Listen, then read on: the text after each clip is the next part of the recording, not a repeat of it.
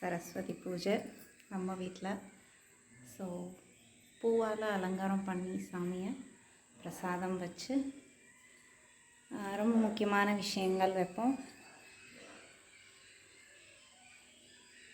So வயலுக்கு பயன்படுத்துகிறது, கிச்சனில் பயன்படுத்தக்கூடிய விஷயங்கள், படிப்பு சம்மந்தப்பட்ட விஷயங்கள், இது எல்லாமே வச்சு இன்றைக்கி சாமி கும்பிடுவோம். ஸோ பாலிகை நல்லா முளைச்சிருக்கு. அதுக்கப்புறமா நம்மளோட மொத்த குழுவோட ஒரு வியூ இன்றைக்கி. இந்த சைடு இருக்க பாலிகை.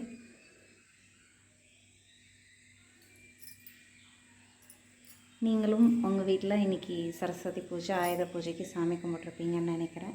ஸோ படிப்புக்கு எந்த அளவுக்கு நம்ம முக்கியத்துவம் கொடுப்போம், அதே மாதிரி செய்யக்கூடிய தொழிலுக்கும் எந்த அளவுக்கு முக்கியத்துவம் கொடுப்போம் அப்படிங்கிறது நான் சொல்லி உங்களுக்கு தெரியணுன்றதே கிடையாது. இன்றைக்கி அவங்கவங்க செய்யக்கூடிய தொழில் கண்டிப்பாக மென்மேலும் சிறந்திருக்கணும். அந்த தொழிலுக்கு நம்ம கொடுக்குற ஒரு நன்றியாக தான் இந்த பூஜைகள் இருக்கும். இது பார்த்திங்க அப்படின்னா கலப்பை, வயலில் வச்சு உழுகக்கூடிய கலப்பை.